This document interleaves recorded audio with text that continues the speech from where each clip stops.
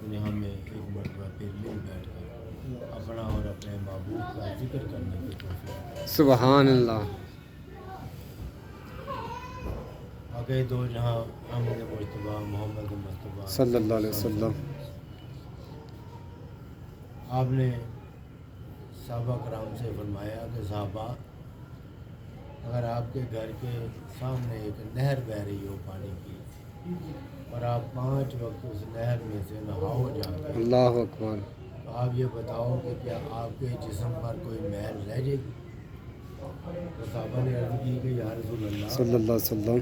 पानी की नहर हो, साफ़ पानी हो और हम 5 वक्त उसमें नहाएं तो फिर कैसे हमारे जिस्म के ऊपर कोई मैल रह सकती है? अल्लाह अकबर, अल्लाह अकबर। नबी पाक सल्लल्लाहु अलैहि वसल्लम ने फरमाया कि साहबा, इसी तरह अल्लाह पाक ने आपके ऊपर 5 वक्त की नमाज़ें फ़र्ज़ की हैं, और जो बंदा 5 वक्त वज़ू करता है और सही तरीके से वज़ू करके नमाज़ पढ़ता है तो अल्लाह पाक उसके जिस्म के तमाम गुनाहों को धो डालता है। सुबहान अल्लाह, अल्लाह अकबर, या रसूलल्लाह, या अली।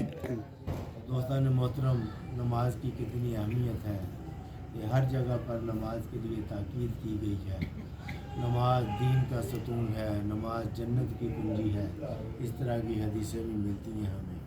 इसलिए हमें अपनी ज़िंदगी में नमाज को कायम करना चाहिए। लोग कहते हैं कि नमाज पढ़नी चाहिए, पढ़नी और चीज़ है, कायम और चीज़ है। पढ़नी तो आपने पढ़ ली, नमाज घर में पढ़ ली, मस्जिद में जाकर पढ़ ली, तो कायम करने का दोस्तों ये मकसद होता है, उसका मतलब ये है कि नमाज में जो आप अल्लाह पाक से वादे करते हैं, या अल्लाह पाक हम तेरी ही इबादत करते हैं, तुझसे ही मदद मांगते हैं, तू हमें उन लोगों के रास्ते पर चला जिन पर तूने इनाम किया है। और जब ये सारी बातें आप नमाज में पढ़ते हैं और बाहर आकर जब ज़िंदगी में अपना मामूल के मुताबिक ज़िंदगी गुजारते हैं, और अगर आपने अपनी ज़िंदगी को नबी पाक सल्लल्लाहु अलैहि वसल्लम के बताए हुए रास्तों के मुताबिक गुजारा, ढाल लिया और माशरे में उसके मुताबिक चले, तो आप समझे कि आपने नमाज को कायम कर दिया। क्योंकि नमाज हमें अच्छाई का दर्स देती है, अखलाक का दर्स देती है। आपके अंदर अखलाक पैदा होने चाहिए, अच्छाई पैदा होनी चाहिए। ये हमारी नमाज कायम करने का मकसद है। अगर हम नमाज भी पढ़ें और उसी तरह कारोबार में बेईमानियाँ भी करें, झूठ भी बोलें, लड़ाई झगड़ा फसाद करें, वो नमाज कायम नहीं हो।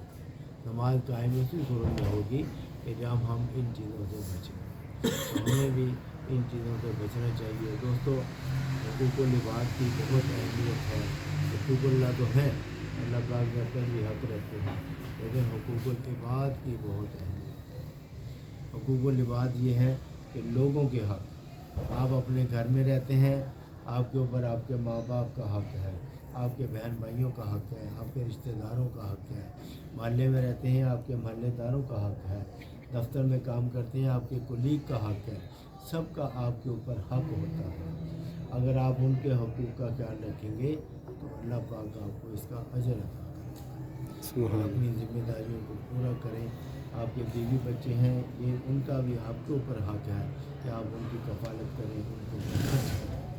नबी पाक सल्लल्लाहु अलैहि वसल्लम ने फरमाया कि इंसान का सबसे बेहतरीन खर्च जो कमाई करता है ना, बंदा अपना रिज़्क़ हलाल कमाता है, उसमें से बेहतरीन खर्चा क्या है?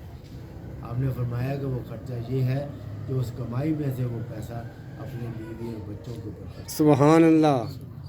आपने ये नहीं फरमाया कि मस्जिद में लगा दो, अल्लाह अकबर, अच्छा खर्च, अल्लाह अकबर, या अल्लाह की राह में खर्च करो। अल्लाह। आपने फरमाया कि नहीं, जो अपने अहलो अयाल के ऊपर खर्च करें। अल्लाह अकबर। अहलो अयाल में आपके वालिदैन भी आते हैं, रिश्तेदार भी आते हैं, बहन भाई भी आते हैं। इन सब का ख्याल आपको रखना है, अपनी जिम्मेदारियाँ पूरी करनी है।